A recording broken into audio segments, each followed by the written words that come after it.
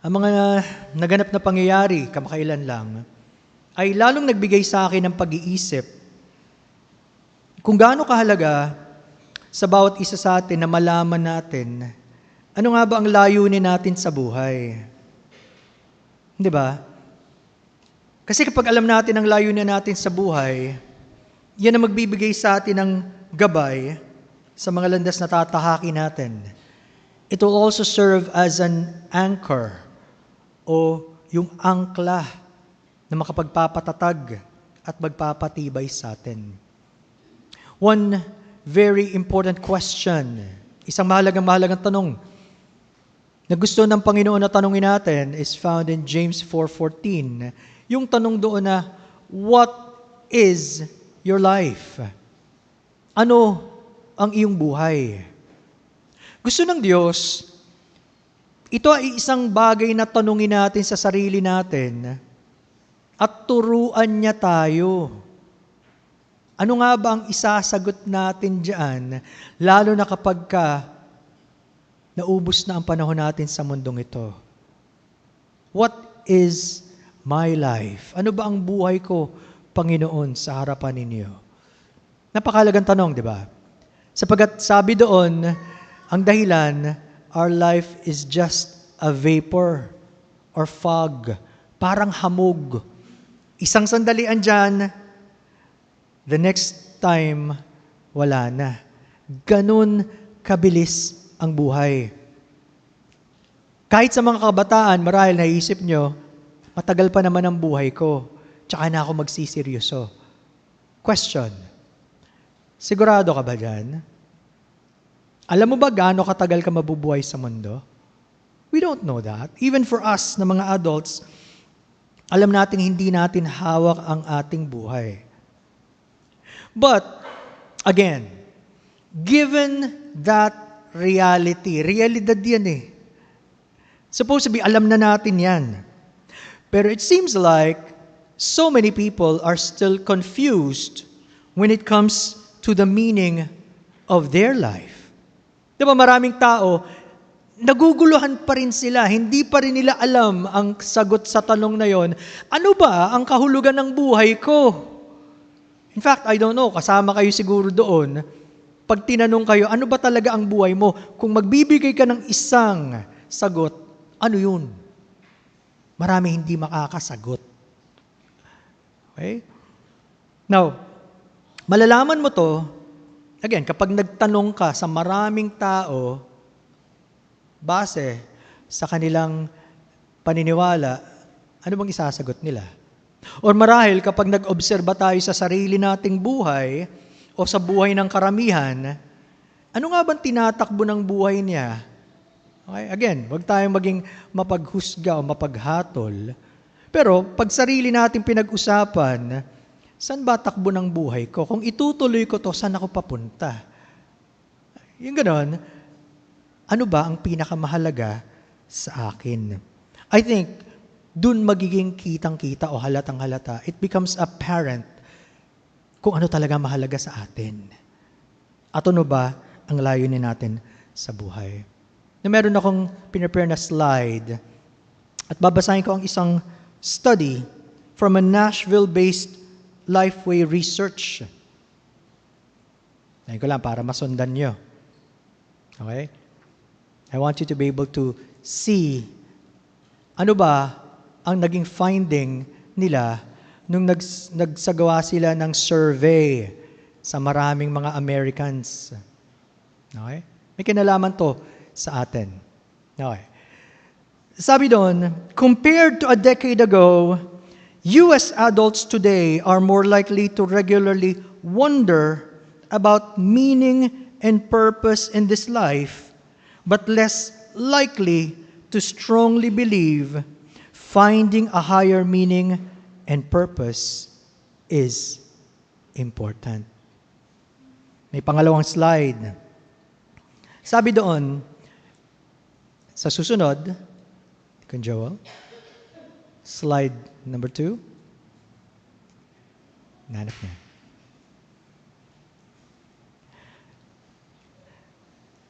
Tutuloy ka na lang. Sige, pwede niyo sigurong ihabol. Sabi doon, Americans are also more likely to contemplate whether they will go to heaven when they die, but less likely to strongly believe there is more to life than this physical world. Pwede daw na mag-isip ang maraming tao ano ang kahulugan ng buhay nila. At pwede rin pag-isipin nila, pupunta ba kami sa langit? Pero, sa katotohanan, ang palagay ng marami, ito pa rin ang pinakamahalaga, yung buhay ko sa mundo. Tama? Hindi ba ganyan? Anong pinagkaiba nila sa ating mga Pilipino? Wala. Sapagkat human nature would tell us, yan ang hinahanap natin. Although the Bible says, God has set eternity in our hearts, nilagay ng Diyos sa puso ng tao ang walang hanggan, pero palagi nating pinupuno ang sarili natin at inililis sa maraming bagay, nakakalimutan nating may walang hanggan. Ito na ang buhay para sa marami sa atin. And that's it. Nakakalungkot. Okay? Again, ginagawa natin ang buhay natin na napakakomplikado. Bagamat simple lang naman talaga ang buhay. Kung ito ay pag-aaralan niyo mula sa Biblia, simple lang ang buhay, mga kapatid, mga minamahal. Pero ginawa natin komplikado dahil sa paghahabol natin ng sobrang daming bagay at hindi na natin tinanong, Panginoon, ito ba ang gusto nyo para sa buhay ko, sa pamilya ko, sa aming iglesia, sa aming bayan? Ano na ba ang pinaka-mahalaga? Tatalakayin natin, magfo-focus tayo on our text in John chapter 17, verse number 4. Very familiar passage, John 17:4.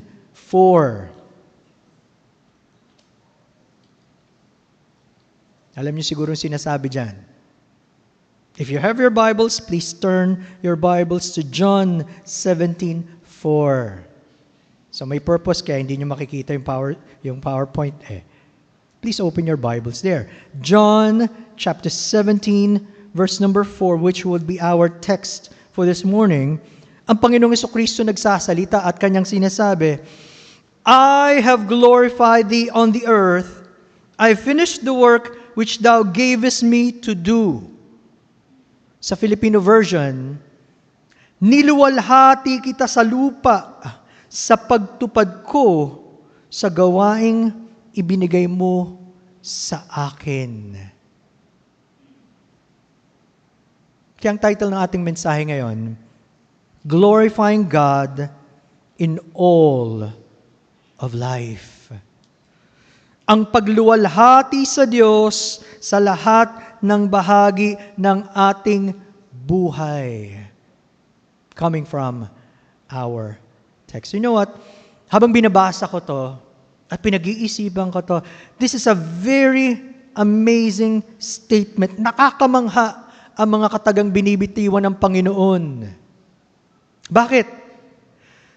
Siguradong-sigurado ang Panginoong Jesucristo, and with all confidence, He can say that He has already glorified God here on earth. Kahit sa maikling panahong nabuhay siya dito. Sibin niyan, naluwalhati niya na ang Diyos sa maikling panahong andito siya sa mundo. Natapos na daw niya ang gawaing ibinigay sa kanya ng kanyang Ama. At pansinin niyo, sinasabi niya yan bago pa siya mamatay sa krus. What an amazing statement. Sabi ni Albert Barnes, we see here that Jesus was careful that His great and important work should be done before His dying hour. He did not postpone it to be performed just as He was leaving the world. So completely had he done his work that even before his death, he could say, I have finished the work. Talaga daw ang Panginoong Jesucristo, maingat siya at sinigurado niya na matatapos niya ang dakilang gawaing ipinagkaloob sa kanya ng Ama bago pa siya mamatay. Hindi niya pinagpaliban, kaya bago dumating ang kanyang kamatayan, masasabi niyang, naganap ko na ang gawain.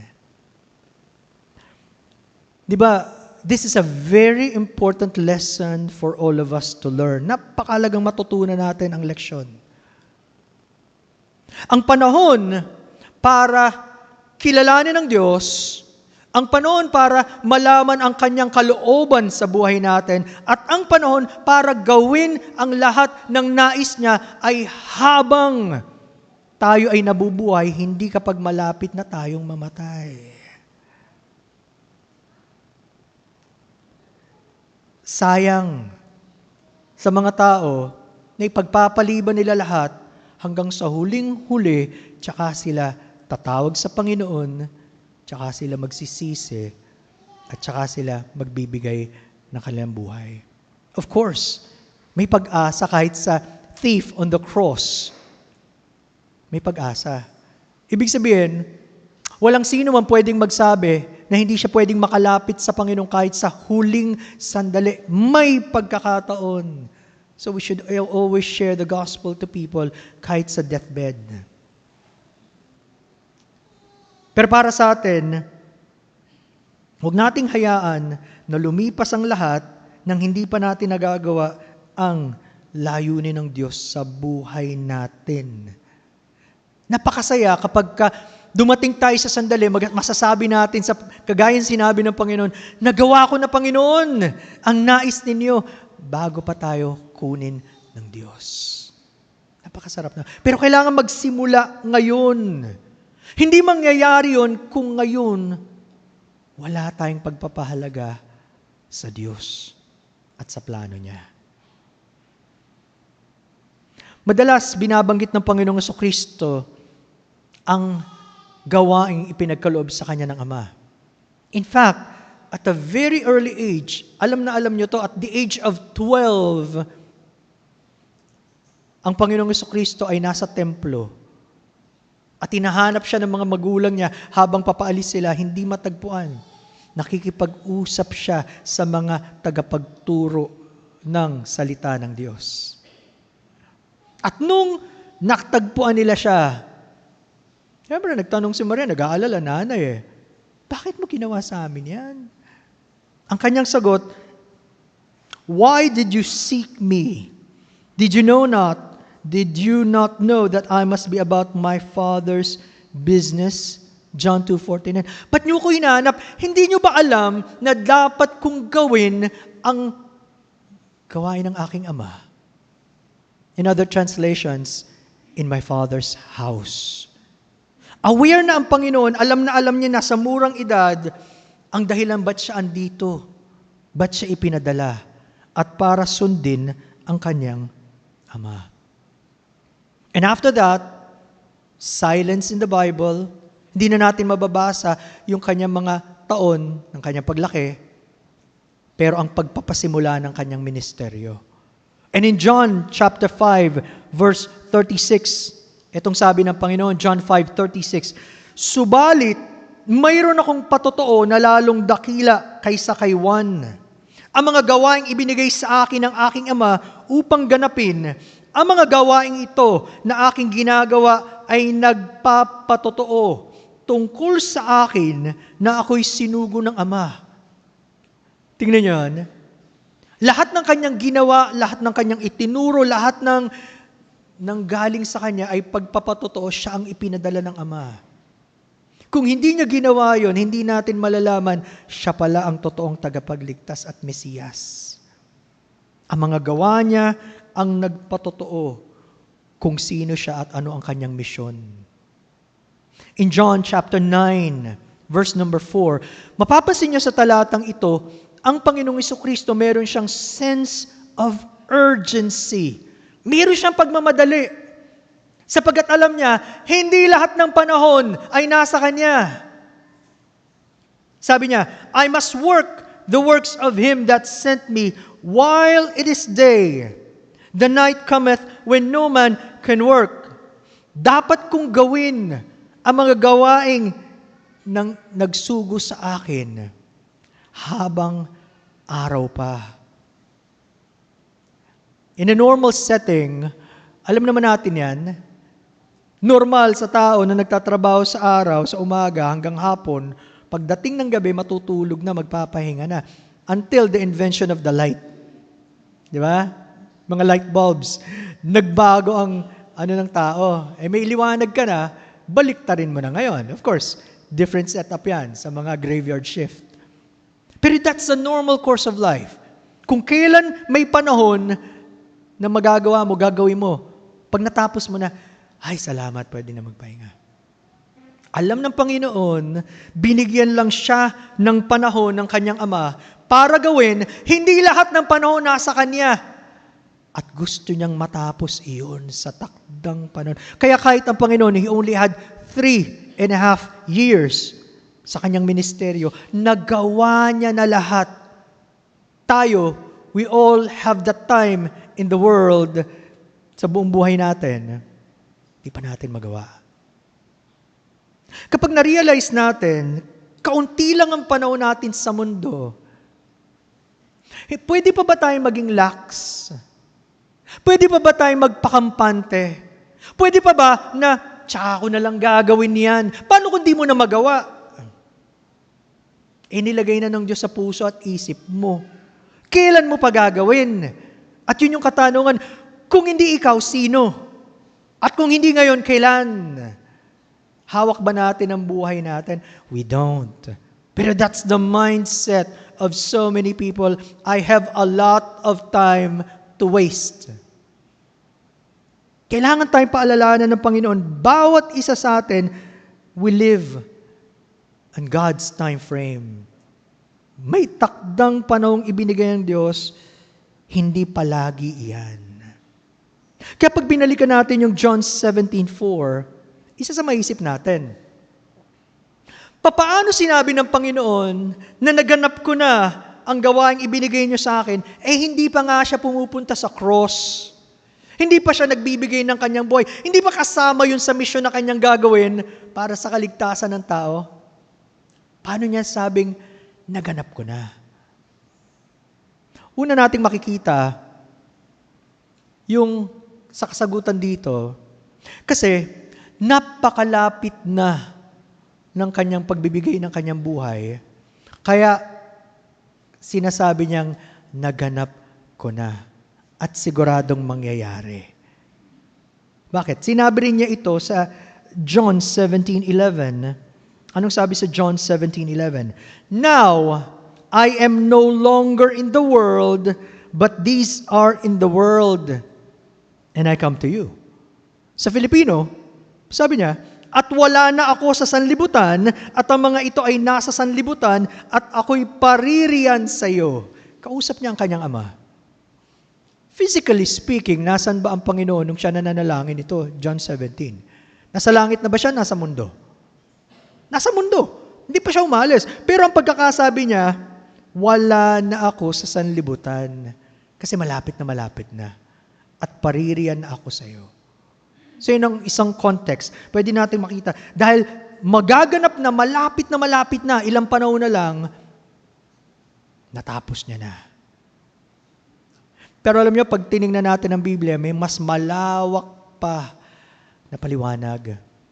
Alam niyo, pag tinignan natin, mula sa Biblia, ano ang pagtanaw ng Diyos sa gawain ng Panginoong Jesucristo at sa kaligtasan?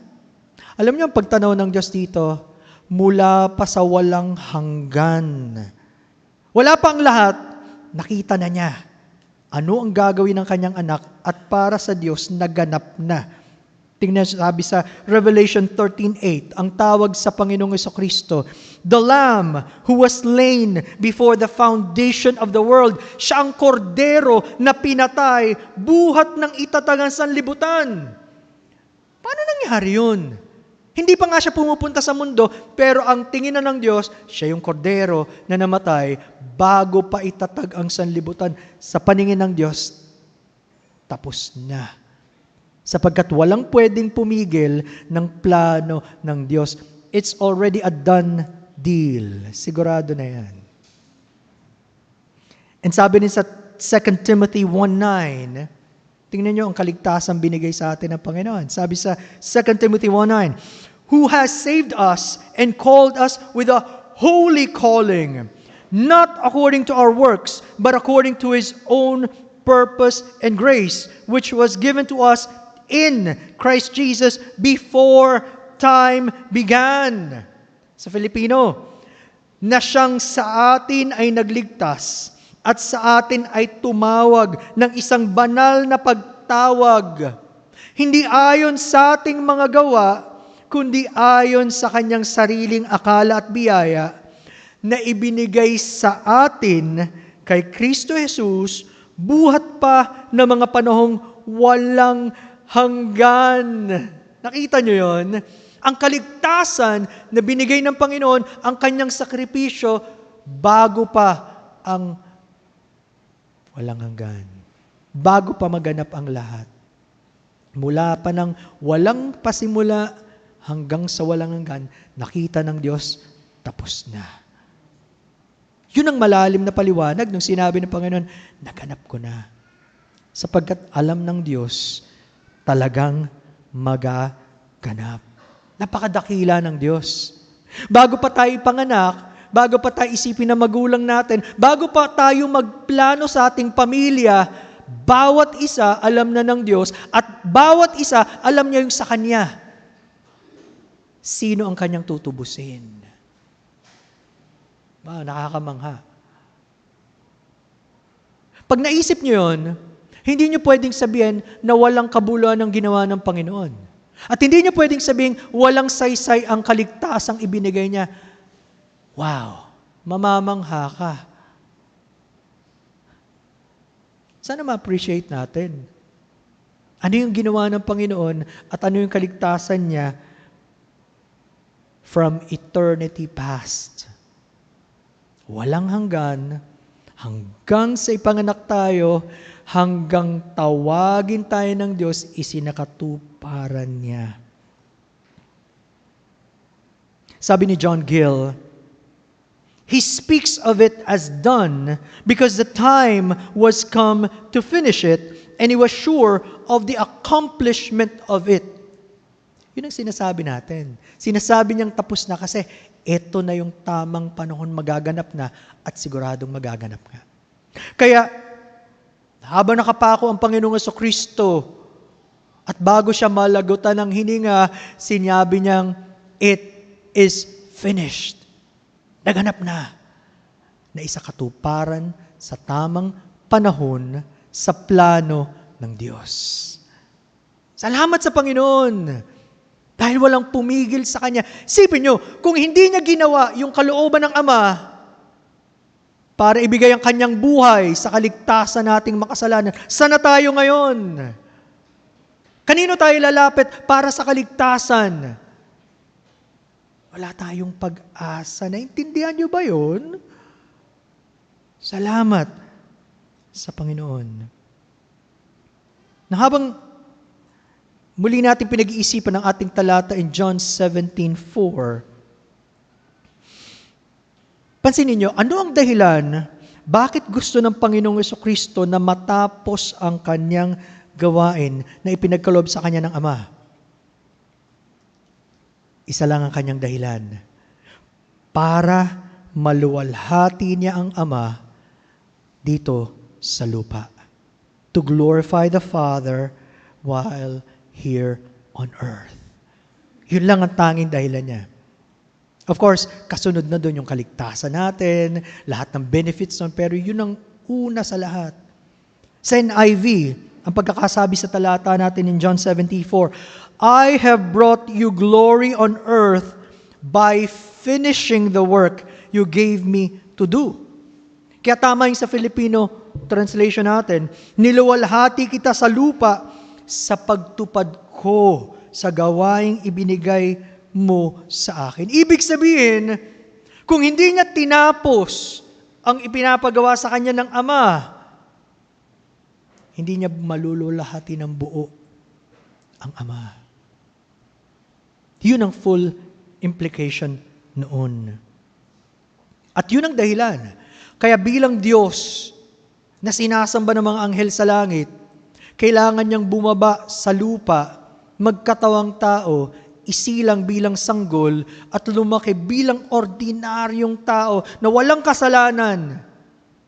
Hanggang dumating ang panahon, ituri niya ang salita ng Diyos, magpagaling ng mga may sakit, gumawa ng himala, ipakilala na siya lang ang daan, ang katotohanan at ang buhay, at ibigay ang kanyang buhay sa krus para sa makasalanan. At paglipas ng 3 araw na buhay muli, yun ang dahilan sa lahat ng iyon na kanyang ginawa para maluwalhati ang kanyang Ama. That leads me to that next question. Ilan sa atin ang nauunawaan natin ng ganong katotohanan at ganon din ang pagnanais ng puso at isip natin, Panginoon, gusto ko kayong maluwalhati sa buhay na ito na ibinigay nyo sa akin. Turuan niyo po ako, Panginoon. Gabayan niyo po ako, Panginoon. Tanong, meron ba talaga tayong ganong pagnanais? Na maluwalhati ang Diyos habang nabubuhay tayo sa mundo? If you find within your heart, yung malalim na bahagi ng buhay mo, wala kang ganyan na kahit anumang desire o pagnanais, question yourself, bakit? Talaga bang kilala mo ang Panginoong Jesucristo bilang Panginoon at pagligtas? At kung hindi, ngayon ang panahon para lumapit ka sa Kanya at magmakaawa para iligtas ka niya. Dahil tandaan nyo, hindi natural yan sa mga walang pagkakilala sa Diyos. Pero, ang mga ipinanganak na muli at nagkaroon ng pagkakilala sa ating Panginoong Jesucristo, yan ang malaking pagbabago na gagawin ng Diyos. Magbabago ang plano mo sa buhay. Magbabago ang mission mo sa buhay. Magbabago ang lahat sa iyo. Kung totoong pinanganak and there's a radical change that happened. Ano magiging sentro ng buhay mo? Di ang Panginoon. At ang kanyang ginawa para sa iyo. Of course, all other things would flow. Ikaw ang magiging pinakamabuting ama o asawang babae. Ikaw ang magiging pinakamabuting anak. Ikaw ang magiging pinakamasipag sa pag-aaral, sa pagtatrabaho. Everything will flow from that. Pero yun ang pinakasentro ng lahat. Masasabi mo ba na yun ang ginawa ng Diyos sa buhay mo? 1 Corinthians chapter 6. You know what? One way para kayo nakakasabay sa preaching, open your Bibles, my friends. If you don't open your Bibles, ang tendency nyo for 30 minutes or 40 minutes, nakatingin lang kayo, that's a very, very good recipe na mawala ang atensyon. But if you take time to write or open your Bible or do something, then you are actively engaging. And that's a good thing, my friends. Tip lang yan. 1 Corinthians chapter 6, verse number 20. Anong sabi doon? For you were bought with a price, so glorify God in your body. Tingnan nyo yan. You were bought with a price, so glorify God in your body. Sa Filipino version, babalik ako sa 19. Anong sabi sa Filipino version? O hindi ba ninyo nalalaman na ang inyong katawan ay templo ng Espiritu Santo na nasa inyo na tinanggap ninyo mula sa Diyos? At kayo ay hindi sa inyong sarili? We lose the ownership of our lives once you become a follower of Christ. You do not own yourself. He is your master and owner. Ang laking pagbabago. hindi mo na pag-aari ang iyong sarili. Bakit 20? Sapagkat kayo'y binili ng isang halaga, kaya't luwalhatiin ninyo ng inyong katawan ang Diyos. Wala nang mas higit pa sa ginawa ng Panginoong Jesucristo nung ibinigay niya ang kanyang buhay at ibinuhos ang kanyang dugo. Yun daw ang pinakamahalaga sa lahat. At dahil pinakamahalaga, may dahilan tayo para luwalhatiin ang Diyos sa ating buhay. Naintindihan ba natin yun? Has it really sunk in our minds and hearts? Talaga bang nagdwell? Yung pala, ibig sabihin, Panginoon. Or we've taken that so lightly so that even as Christians, we live as if we own ourselves. Wala nagbago, ano? Oo. Umiyak tayo marahil, una tayong lumapit sa Panginoon, nagsisisi tayo. And then what happened? After some time, kinuha ulit natin yung pag-aari. I'm now again the master of my faith, the captain of my soul. Tsaka na lang, Panginoon, it doesn't happen. Sabi nga namin sa pag-aaral namin kanina, ang pag-asa, ang totoong anak ng Diyos, pwedeng lumayo, pwedeng madapa, pwedeng manghina, pero ibabangon ng Panginoon at ibabalik sa Kanya. So that now, you begin to understand, mas malalim pala ang plano ng Diyos sa buhay ko. Hindi kagaya ng pagkaunawa ng karamihan. Pinapalalim tayo ng Diyos. Again, this would only sound right to a Christian who has been bought by the blood of Christ. Sa Kristiyanong tinubos ng dugo ng Panginoong Jesucristo, may dating. Naranasan niya. Pero sa walang pagkakilala sa Panginoon, napaka-strange. Ano ba yan? Sa dami ng pag-uusapan yan, walang dating. Hindi niya kilala ang Panginoon Alipin pa rin siya ng kanyang sarili at ng kanyang kasalanan. Binabago tayo ng Panginoon to the point we release ourselves and our own selfish ambitions and pursuits. Lord, lahat ito sa inyo. Buhay ko sa inyo. Ang pamilya ko sa inyo. Ang iglesyang ito sa inyo. Lahat ng ito sa inyo. Hindi sa akin. Gawin nyo ano ang nais ninyo, Panginoon. When that time comes, we know may ginawa ang Diyos at patuloy ginagawa sa buhay natin. That is the time we are now prepared to say, Lord, I want to glorify you. Gusto ko kayo malugod. Sa inyo naman lahat to What do you want me to do? Kailangan ihanda tayo ng Diyos with the right frame of mind and heart para matanggap natin ang salita ng Diyos at ang katotohanan ng ito. Or else, sabi ko nga sa inyo, sa worldly mindset, that's the most ridiculous thing I've heard. Ang tao pa naman ngayon, puro human rights. Totoo naman, mahalaga ang ibang tao, wag mong aabusuhin. Pero dahil nga, iginigiit ang sarili, ako muna. Sabi mong walang halaga tong sarili ko, ako muna bago ang Diyos. Baliktad. Sa isang Kristiyanong tinubos, Diyos muna, bago ako. May nagbago ba sa ating mindset and heart and direction in life? Kasama mula sa pinakamaliit hanggang sa pinakamalaking bagay, God will take hold of us and we need probably a radical transformation from God.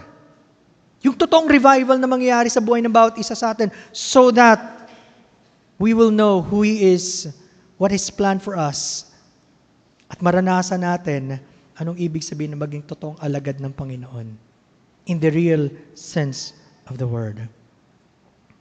You know, lahat tayo, in fact, I think, or marami sa atin magsasabi, totoo namang si Jesus, ang Diyos, siya ang Panginoon, siya ang aking tagapagligtas. Marami sa atin would say that. Okay? Pero ang Panginoon din na nagsabi, huwag niyo akong tatawagin Panginoon, hindi niyo naman susundin yung sinasabi ko. Ang daling sabihin, di ba? Mas mahirap gawin. Alam natin, He is our greatest example. Pinakamahalagang halimbawa. Kung may tutularan tayo, it's okay to have heroes of the faith, Hebrews 11. Pero kung meron tayong pinakamahalagang halimbawa, walang iba kundi ang ating Panginoong Hesukristo, lalo na pagdating sa paglugod sa Ama, sa Diyos, Ama. Pero ang problema natin, hindi tayo seryoso sa salita ng Diyos at hindi tayo seryoso sa Panginoong Hesukristo at sa plano niya sa buhay natin. In fact, habang iniisip ko to, a common mindset would be, syempre, ang Panginoong Hesukristo yan, siya ang anak ng Diyos. Di tama lang na gustuhin niya sa buong buhay niya na sundin ang Ama at matapos ang kanyang kalooban para malugod niya.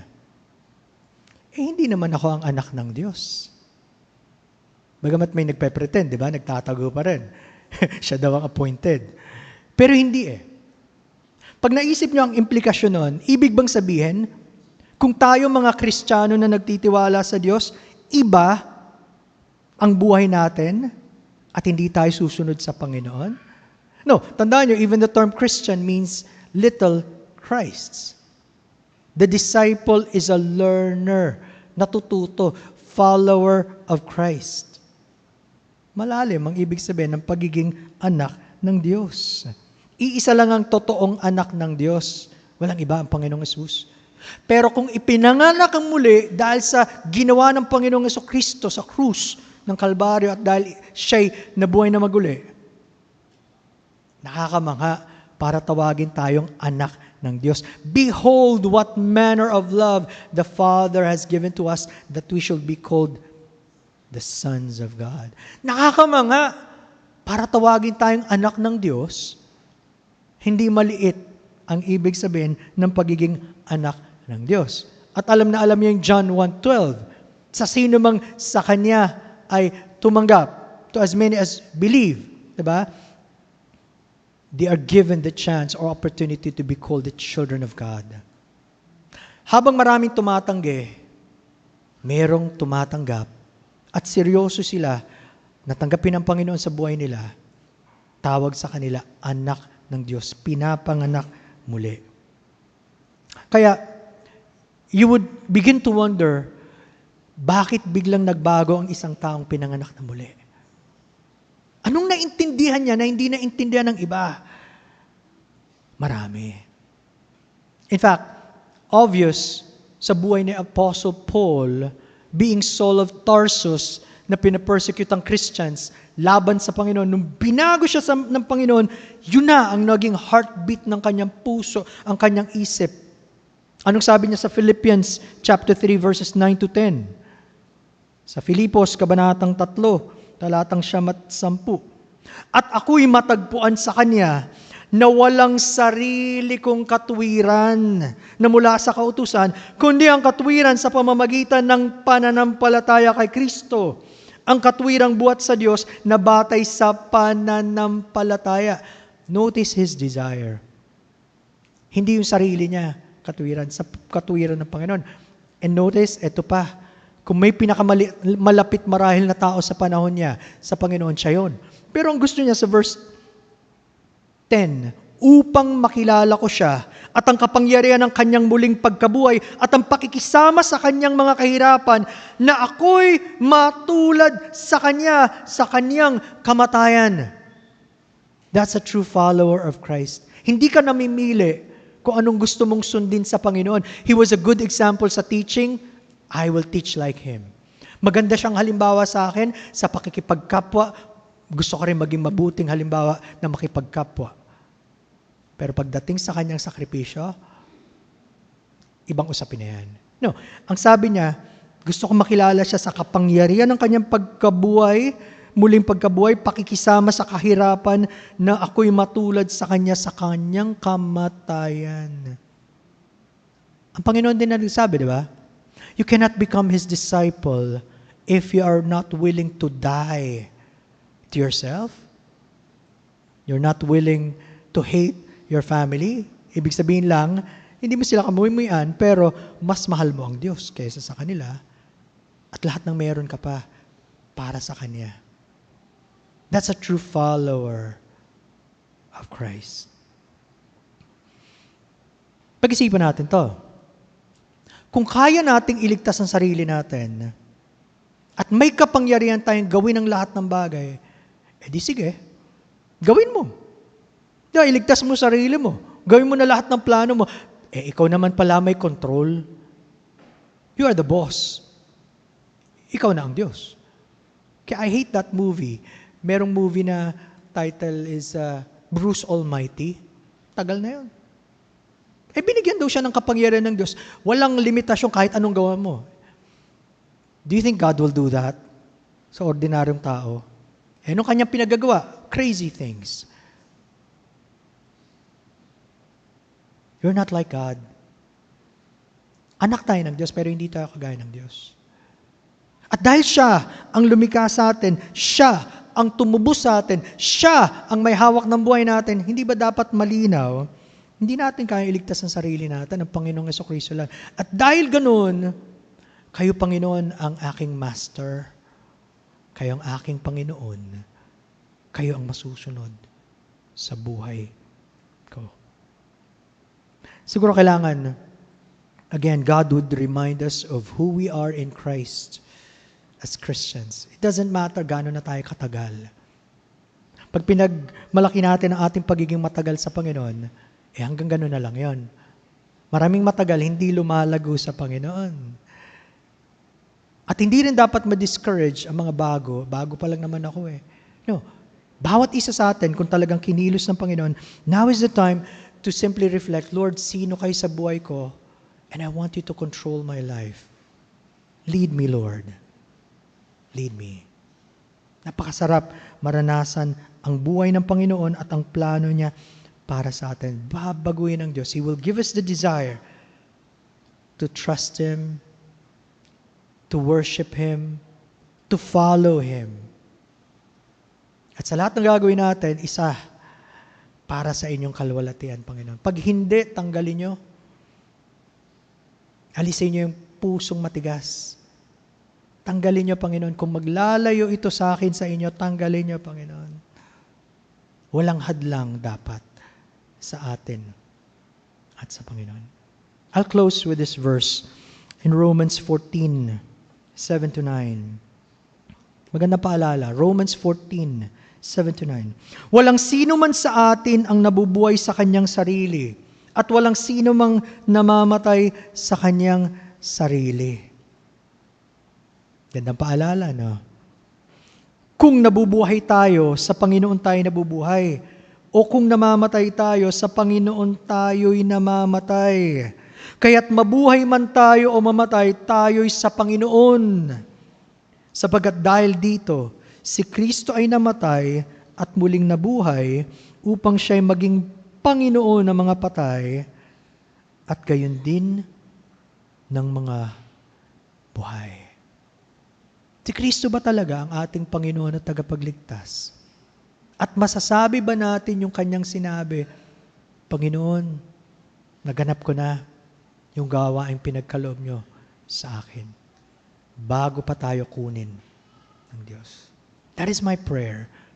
At nawa, kung di mo nga siya kilala sa iyong buhay, lumapit ka sa Kanya sapagkat kaya Kanyang iligtas sa iyong mga kasalanan. Let us pray. Almighty God, we worship